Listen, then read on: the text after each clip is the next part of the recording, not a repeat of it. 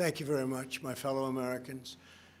Apart from matters of war and peace, the nomination of a Supreme Court justice is the most important decision an American president can make.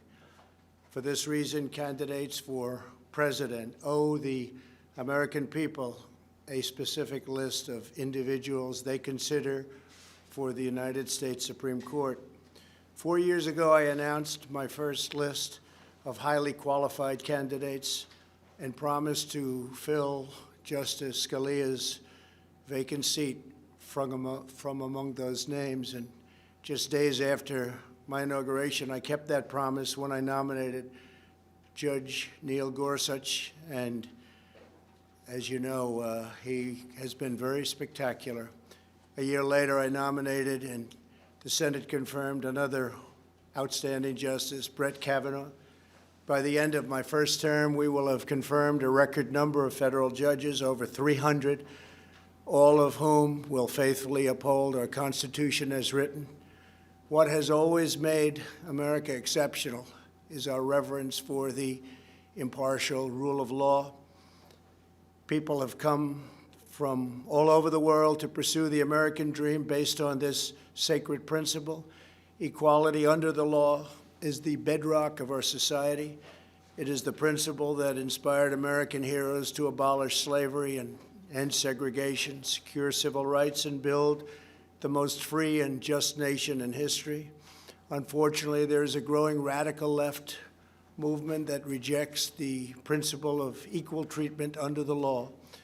If this extreme movement is granted a majority on the Supreme Court, it will fundamentally transform America without a single vote of Congress. Radical justices will erase the Second Amendment, silence political speech, and require taxpayers to fund extreme late-term abortion. They will give unelected bureaucrats the power to destroy millions of American jobs.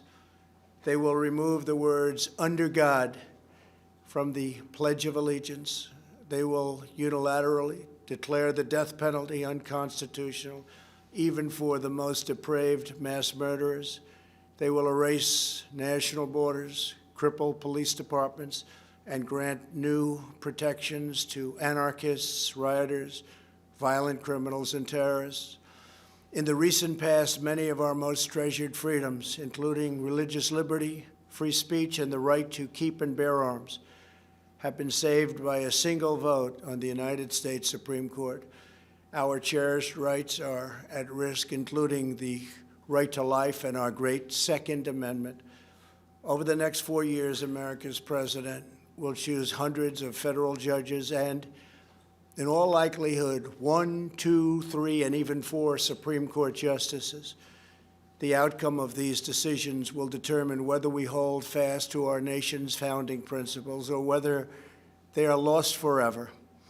That is why today I am announcing 20 additions to my original list of candidates for the United States Supreme Court. Should there be another vacancy on the Supreme Court during my presidency, my nominee will come from the names I have shared with the American public, including the original list and these 20 additions. Joe Biden has refused to release his list, perhaps because he knows the names are so extremely far left that they could never withstand public scrutiny or receive acceptance. He must release a list of justices for people to properly make a decision as to how they will vote. It is very important that he do so.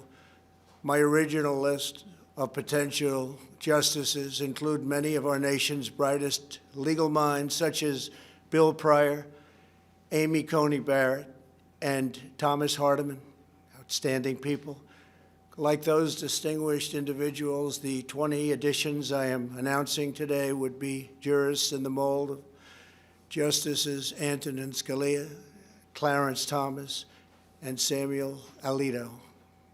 Their names are as follows: Bridget Beatty of Arizona, judge on the Ninth Circuit Court of Appeals; Daniel Cameron of Kentucky, Attorney General of the Commonwealth of Kentucky; Paul Clement of Virginia, former Solicitor General of the United States, Senator Tom Cotton of Arkansas, Senator Ted Cruz of Texas, Stuart Kyle Duncan of Louisiana, Judge on the Fifth Circuit Court of Appeals, Stephen Engel of the District of Columbia, Assistant Attorney General for the Office of Legal Counsel at the Department of Justice, Noel Francisco, former Solicitor General of the United States, Senator Josh Hawley of Missouri, James Ho of Texas, Judge on the Fifth Circuit Court of Appeals, Gregory Katsas of Virginia, Judge on the District of Columbia Circuit Court of Appeals, Barbara Lugoa of Florida, Judge on the 11th Circuit Court of Appeals, Christopher Landau of Maryland, United States Ambassador to Mexico, Carlos Muniz of Florida, Justice on the Supreme Court of Florida, Martha Packold of Illinois, Judge on the District Court for the Northern District of Illinois, Peter Phipps of Pennsylvania, Judge on the Third Circuit Court of Appeals, Sarah Pitlick of Missouri, Judge on the District Court for the Eastern District of Missouri, Allison Jones Rushing of North Carolina, Judge on the Fourth Circuit Court of Appeals, Kate Todd of Virginia, Deputy Assistant to the President and Deputy Counsel to the President, Lawrence Van Dyke of Nevada, Judge on the Ninth Circuit Court of Appeals. Every one of these individuals will ensure equal justice, equal treatment, and equal rights for citizens of every race, color, religion, and creed. Together, we will defend our righteous heritage and preserve our magnificent American way of life. Thank you. God bless America. Thank you very much. Thank you. Does anybody have any questions on the judges? Please. Anybody on the judges? Excuse me. Any questions? They're outstanding people, very important decision. Very important that Joe Biden put up potential nominees. I think it's a very important thing for our country that he do that. Okay, please, go ahead. Do you have a question? Question? Mr. President, can you address the concerns from the Woodward book in regards to whether did you mislead the public by saying that you downplayed the coronavirus and that you repeatedly did that in order to reduce panic? Did you mislead the public? Well, I think if you said in order to reduce panic, perhaps that's so. The fact is I'm a cheerleader for this country. I love our country. And I don't want people to be frightened. I don't want to create panic, as you say. And certainly I'm not going to drive this country or the world into a frenzy. We want to show confidence. We want to show strength. We want to show strength as a nation. And that's what I've done. And we've done very well. We've done well from any standard. You look at our numbers compared to other countries, other parts of the world. It's been an amazing job that we've done. I think it's very sad in many respects because the incredible individuals working so hard on it, including our vice president, they've done this great job. They haven't been acknowledged by the news media, and they should, for the job we've done, whether it's ventilators, and now you'll see very soon with vaccines and with therapeutics. The job we've done has been incredible. But we don't want to instill panic. We don't want to jump up and down and start shouting that we have a problem that is a tremendous problem, scare everybody. And I'll tell you the other thing, we immediately started buying all over the world. We started buying masks and gowns and everything else, and we don't want to cause pricing to go up to a level that becomes almost unaffordable. So, yeah, in that sense, I agree with it. Yeah, please. How do you reassure the American public going forward that they can trust what you're saying? Well, I think that's really a big part of trust. We have to have leadership. We have to show leadership. And the last thing you want to do is create a panic in the country. This was a horrible thing. It was sent to us by China. Should not have happened, should never have happened. This is a disgusting, terrible situation that was foisted upon us. And we have to show. We just don't want to use, the best word is panic. We don't want to have to show panic. We're not going to show panic. And that's exactly what I did. And I was very open, whether it's to Woodward or anybody else. It's just another political hit job. But whether it was Woodward or anybody else, you cannot show a sense of panic, or you're going to have bigger problems than you ever had before. Please. Respectfully, sir, your comments amounted to more than trying to reduce panic. So on February 7th, you told Woodward it's more deadly than your strenuous flu. Go ahead, please. Mr. President, don't you think if you were more forthright with the American people, more lives could have been saved? Do you take responsibility at all for some of the 200,000 deaths that we've had? So I think if we didn't do what we did, we would have had millions of people die. We closed up our country. We closed it up very, very quickly, very effectively.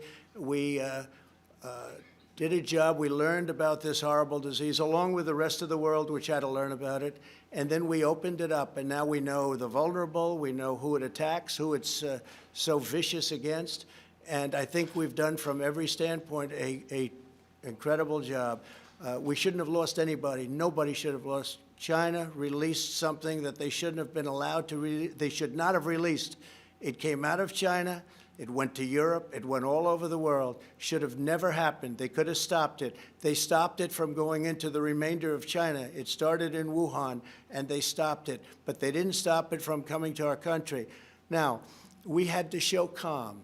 We had to show, if it was up to you or whoever, I have no idea what he said in the book. And again, it's a book that I gave him some quotes, and frankly, we'll see how the book turned out. I have no idea. You're asking me questions for the first time.